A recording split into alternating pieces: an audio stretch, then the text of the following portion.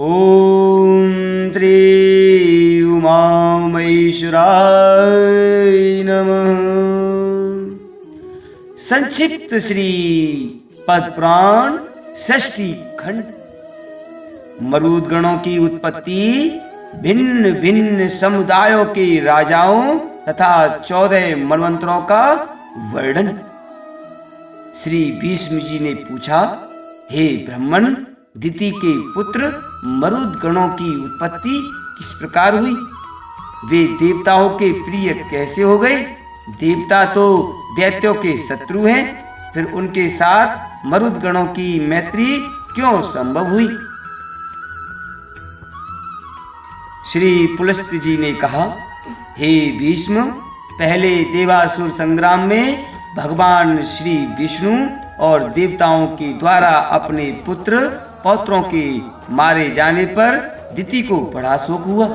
वे आर्त होकर परम उत्तम भूलोक में आई और सरस्वती के तट पर पुष्कर नाम के शुभ एवं महान तीर्थ में रहकर सूर्य देव की आराधना करने लगी। उन्होंने बड़ी उग्र तपस्या की। दैत्य माता दिति ऋषियों के नियमों का पालन करती और फल खाकर रहती थी। वे कृच्छ, चंद्रायण आदि कठोर व्रतों के पालन द्वारा तपस्या करने लगी। जरा और शोक से व्याकुल होकर उन्होंने 100 वर्षों से कुछ अधिक काल तक तप किया। उसके बाद श्री वशिष्ठ जी और महर्षियों से पूछा, हे मुनिवरों, क्या कोई ऐसा भी व्रत है जो मेरे पुत्र शोक को नष्ट करने वाला तथा ये लोक और परलोक में भी सौभाग्य रूप फल प्रदान करने वाला हो? यदि हो तो आप बताइए। श्री वशिष्ठ जी आदि ऋषियों ने ज्येष्ठ की पूर्णिमा का व्रत बतलाया तथा दिति ने भी उस व्रत का सांगोपांग वर्णन सुनकर उसका यथावत अनुष्ठान किया। उस व्रत के महात्म्य से प्रभावित होकर कश्यप जी बड़ी प्रसन्नता के साथ दिति के आश्रम पर आए। दिति का शरीर तपस्या से कठोर हो गया था, किंतु कश्यप जी ने उन्हें पुनः रूप और लावण्य से युक्त कर दिया और उनसे वर मांगने को अनुरोध किया। तब दिति ने वर मांगते हुए कहा, हे भगवान, मैं इंद्र का वध करने के लिए एक ऐसे पुत्र की याचना करती हूँ जो समृद्धशाली, अत्यंत तेजस्वी तथा समस्त देवताओं का संहार करने वाला हो। श्री कश्यप जी ने कहा, हे सुबे, मैं तुम्हें इंद्र का घातक एवं बलिष्ठ पुत्र प्रदान करूंगा। तत्पश्चात कश्यप जी ने दिति के उदर में गर्भ स्थापित किया और कहा, हे देवी, तुम्हें 100 वर्षों तक इसी तपोवन में रहकर इस गर्भ की रक्षा के लिए यत्न करना चाहिए। गर्भिणी को संध्या के समय भोजन नहीं करना चाहिए तथा वृक्ष के जड़ के पास न तो कभी जाना चाहिए और न ठहरना ही चाहिए। वह जल के भीतर न घुसे, सूने घर में न प्रवेश करे, बावी पर खड़ी न हो, कभी मन में उद्वेग न लाए, सूने घर में बैठकर नख अथवा राख से भूमि पर रेखाएं न खींचे, न तो सदा अलसा कर पड़ी रहे और न अधिक परिश्रम ही करे। भूसी, कोयले, राख, हड्डी और खपड़े पर न बैठे, लोगों से कलह करना छोड़ दे, अंगड़ाई न ले, बाल खोलकर खड़ी न हो और कभी भी अपवित्र न रहे।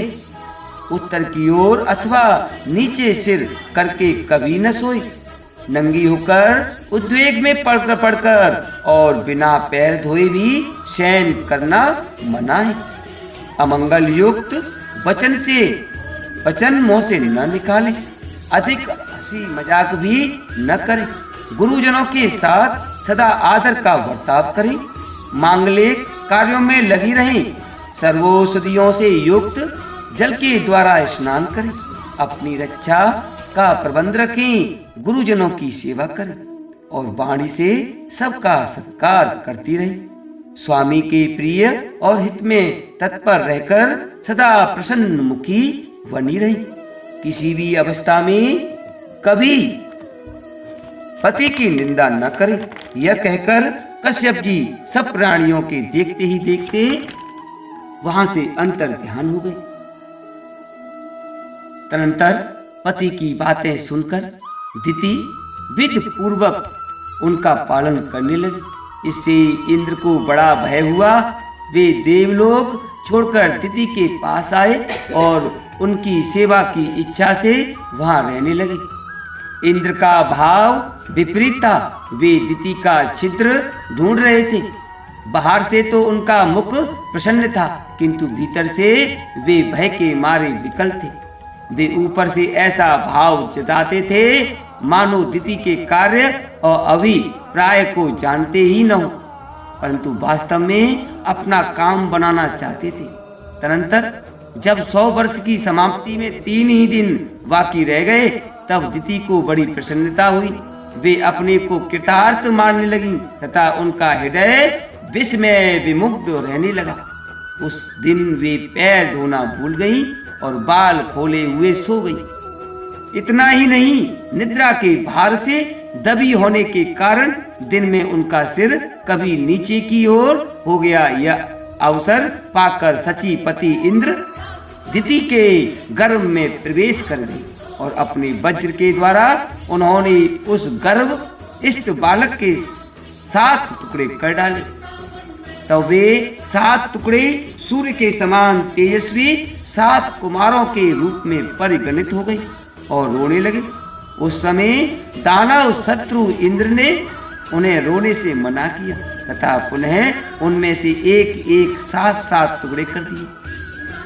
इस प्रकार 49 कुमारों के रूप में होकर वे जोर जोर से रोने लगे। तब इंद्र ने मारुद्वयम् मत रो ऐसा कहकर उन्हें बारंबार रोने से रोका और मन ही मन सोचा कि ये बालक धर्म और ब्रह्मा जी के प्रभाव से पुनः जीवित हो गए।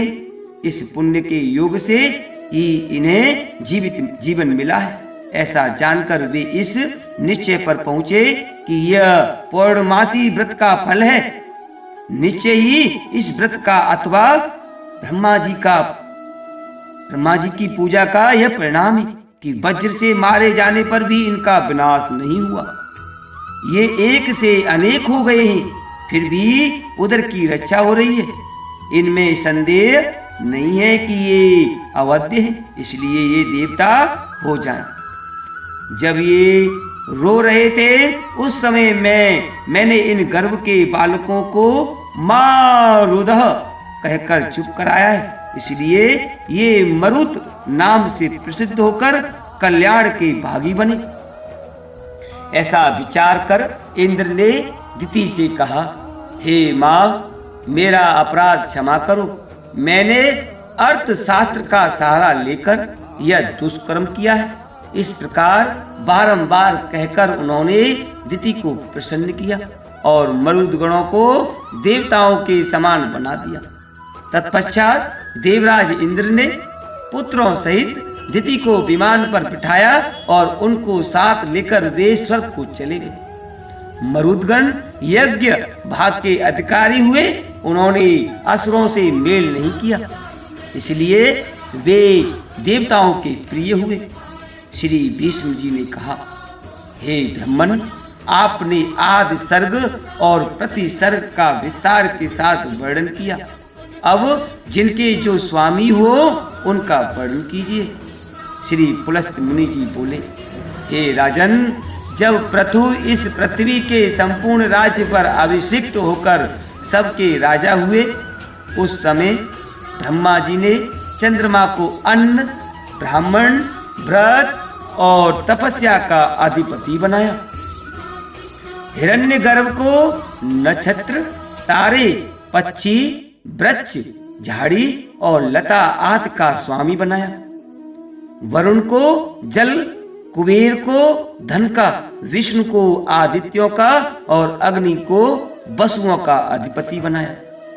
दक्ष को प्रजापतियों को, इंद्र को देवताओं का, प्रहलाद को दैत्यों और दानवों का, यमराज को पितरों का, शूलपाणि भगवान शंकर को पिशाच, राक्षस, पशु, भूत, यक्ष और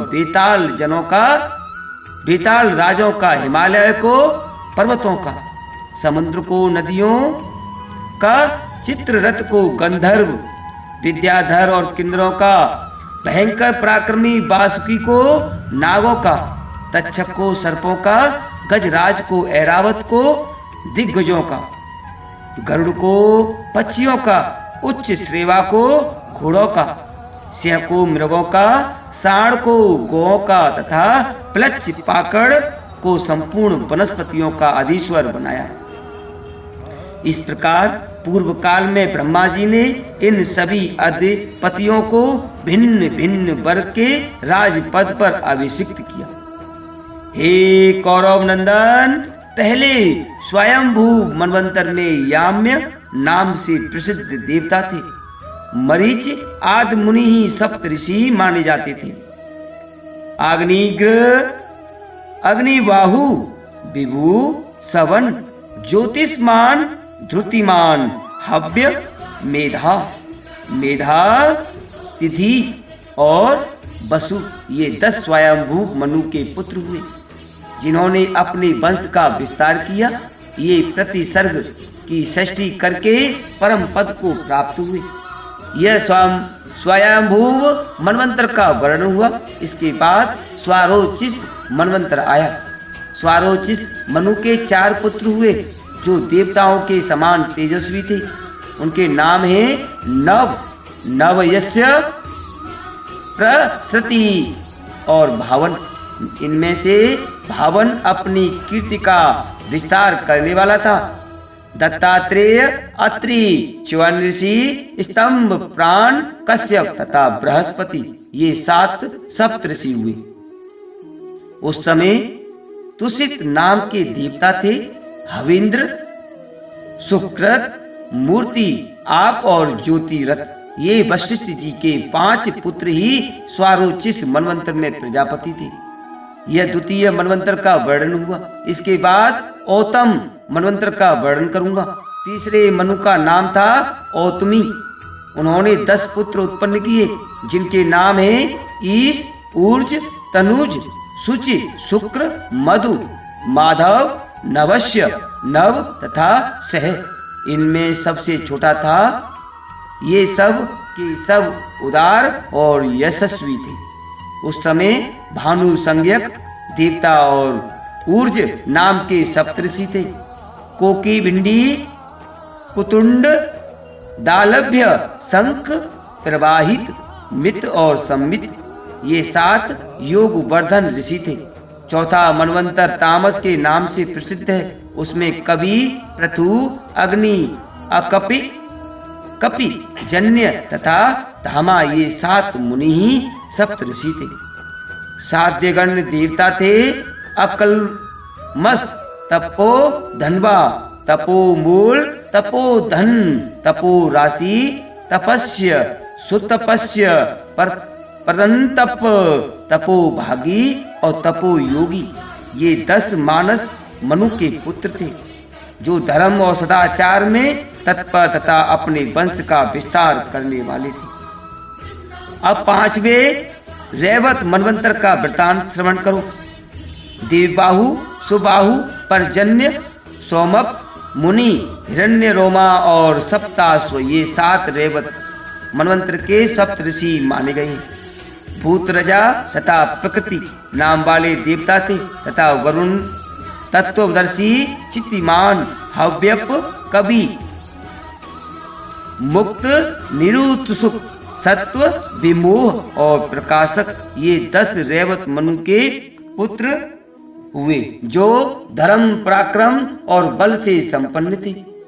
इसके बाद चाक्षुष मनवंतर में भृगु, सुदामा, विरज, विष्णु, नारद, विवस्वान और अभिमानी, ये 7 सप्तऋषि हुए। उस समय लेक नाम से प्रसिद्ध देवता थे।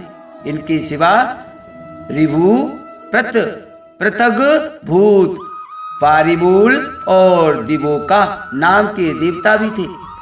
इस प्रकार चासुर मनवंतर में देवताओं की 5 योनियां थी। चासुर मनु के 10 पुत्र हुए जो रुरु आदि नाम से प्रसिद्ध थे। अब 7वें मनवंतर का वर्णन करूंगा, जिसे वैवस्वत मनवंतर कहते हैं। इस समय वैवस्वत मनवंतर ही चल रहा है। इसमें अत्रि, वशिष्ठ ऋषि, कश्यप ऋषि, गौतम ऋषि, योगी ऋषि, भरद्वाज ऋषि, विश्वामित्र ऋषि और जमदग्नि ऋषि, ये सात सप्त ऋषि ही हैं। ये धर्म की व्यवस्था करके परम पद को प्राप्त होते हैं। अब भविष्य में होने वाले सावरण्य मनवंतर का वर्णन किया जाता है। उस समय अश्वत्थामा, ऋष्य, श्रृंग, कौशिक्य, गालव, शतानंद, काश्यप तथा परशुराम, ये सप्त ऋषि होंगे। धृति, वरियान, यवसु, सुवर्ण, दृष्टि, चरिष्णु, आद, सुमति, वसु तथा पराक्रमी शुक्र, ये भविष्य में होने वाले सावर्णिक मनु के पुत्र बतलाए गए। इसके सिवा रौच्य आदि दूसरे मनुओं के भी नाम आते हैं। प्रजापति रुचि के पुत्र का नाम रौच्य होगा। इसी प्रकार भूति के पुत्र भौत्य नाम के मनु कहलाएंगे। तदनंतर मेरुसावर्णी नामक मनु का अधिकार होगा। वे ब्रह्मा जी के पुत्र माने गए हैं। मेरुसावर्णी के बाद क्रमशः ऋभु, वीतधामा और विवस्वक्षैन नामक मनु होंगे। हे राजन, इस प्रकार मैंने तुम्हें भूत और भविष्य मनुओं का परिचय दिया है। इन 14 मनुओं का अधिकार कुल मिलाकर 1000 चतुर्युग तक रहता है। अपने मनवंतर में इस संपूर्ण चराचर जगत को उत्पन्न करके कल्प का संहार होने पर ये ब्रह्मा जी के साथ मुक्त हो जाते हैं। ये मनु प्रति 1 सहस्त्र चतुर्युग के बाद नष्ट होते रहते हैं तथा ब्रह्मा जी आदि विष्णु का सायुज्य प्राप्त करते हैं। ओम नमो उमा महेश्वराय